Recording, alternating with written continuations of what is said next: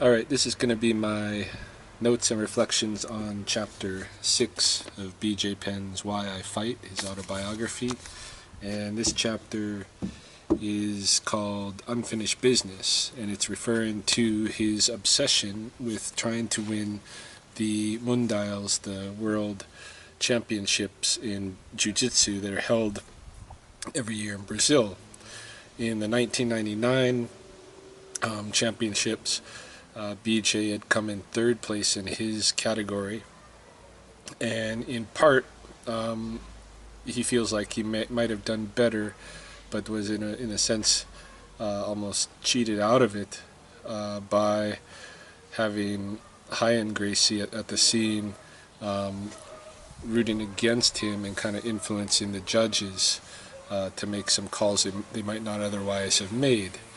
But you know, all that aside, he's obsessed with winning this Mundials anyway, and kind of find out why a little bit in this chapter 6. Now, as this has taken place, it's 1999, and he's had his fallout with Half Gracie and that school, and that relationship's just done. So, but BJ is moving around and he's training with other groups, and he's spending some time in San Jose with Frank Shamrock's group at the American Kickboxing Association. He's spending some time in Las Vegas with the Nova Unia group under Pederneiras, and he's spending some time back at home in Hilo with his old school where he started off, who have some new guys there, and they're pretty good. So he's moving around, he's getting all kinds of different experiences. When he's in San Jose especially, but also when he's in Las Vegas, it seems like the pressure is growing as a lot of these guys that he's working with are part of the project to kind of try to build MMA. Especially in San Jose, like I said, you got Frank Shamrock, and he at the time in 1990 is gearing up for an MMA fight against Tito Ortiz. Also, he's got what's his name, Javier Mendez, there at the American Kickboxing Academy, and Mendez is training a lot with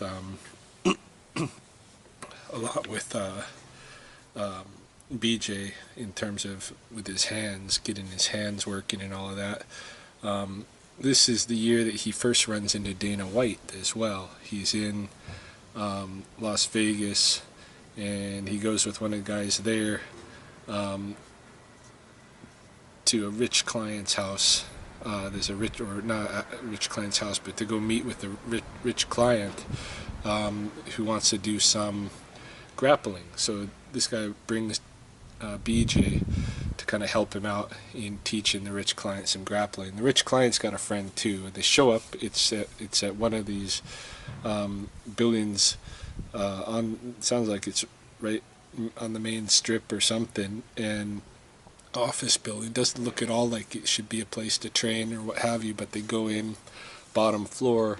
This guy's got a whole setup, like the whole place is turned into a gym with a boxing ring and everything.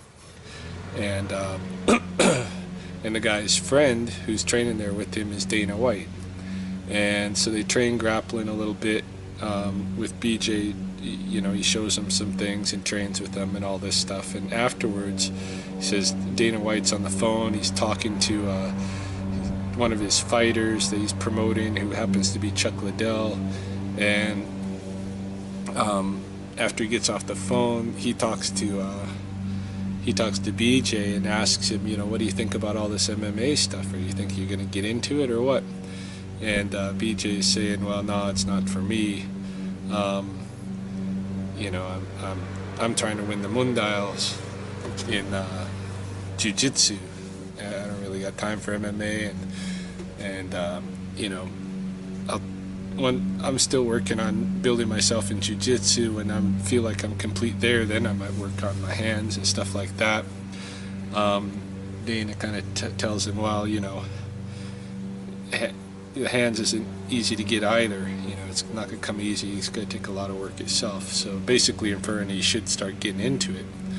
But yeah, this is his first run-in with Dana, and he doesn't even realize yet how significant that's going to be, because his sights are really, he's got an idea of where he's going. Like, he doesn't know that MMA is going to turn into this huge money-making business.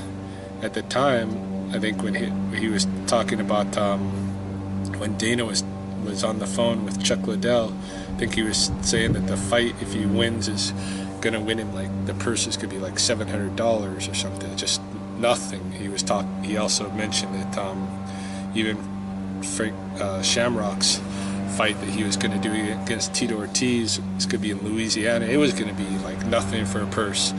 But a guy doing BJJ, what BJ Penn has in mind, his long-term vision at this point is he wants to be a world champion. He wants to win the Mundials, and once he is a world champion, he wants to go home to Hawaii and he wants to teach Jiu-Jitsu for the rest of his life and be able to claim that he's a world champion and defend that title as long as he can in the Mundials every year. But yeah, just basically be a world champion, win a world championship so that he can claim that and he can teach BJJ the rest of his life, and that'll make him some money. And so that's his vision that we find out in this chapter. So it's not a long chapter. Pretty quick, he's on his way back to Brazil. He does have a fight at the Pan American tournament before he goes to Brazil. In that fight, one of his opponents maybe didn't hear the bell or something like this, like didn't realize that the fight was supposed to be over, and he kept torquing on BJ's leg, and so BJ kind of like flicked him in the head, and the guy got mad and did something back, and before he knew it, they were in kind of a little scuffle, and they had to be broken up. And even though he was going to win, BJ got disqualified because they had gotten that in that fight. And so this kind of like taught him a lesson that, even if the other guy's wrong and stuff, you got to have some restraint.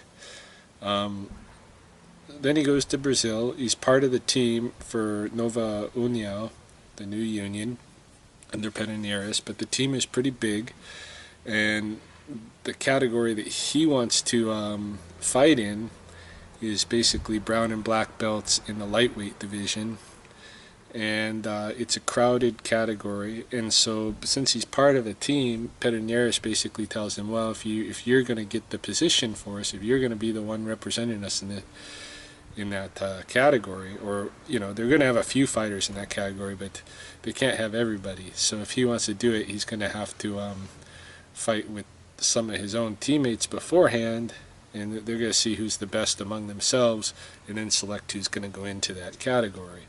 So he does that, and he has to fight the two best grapplers on their team, and he ends up winning.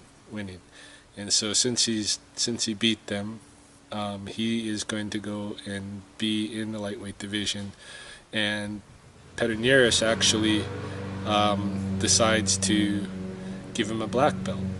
So this is where BJ Penn gets his black belt, and he's going in to represent Nova União in the lightweight division as a black belt. And so he goes in and he has his fights, and because he's already fought his couple of teammates, when it comes time for him to have to fight them in the tournament, they just skip it because they already know who'd win. And so this saves him a little bit of energy actually, for when he has to go into his fight in the finals. And make a long story short, he wins. He wins a category, and he becomes the first American ever to win the gold as a black belt in the Mundials. And so this is a big deal. And he has become the world champion that he wanted to become. And in his mind, he sees himself returning year after year to defend his title for as long as he can. That's the future that he's looking at. But that's not going to be the case. And so, you know, looking at this chapter, what do I get from it? You know, in terms of reflective thought, it's really hard to say because it's pretty straightforward. But I guess there is the message in there that you know, you never know what the future holds. You got your own designs and everything like that, but culture moves in its own directions, and it might pull you into something else. You know, the big thing is he's doing his best. He has really what I'd consider, you know, Jujitsu is BJ Penn's Kung Fu, and he does it. He's obsessed with it. That's his whole world, and he's very, very good at it.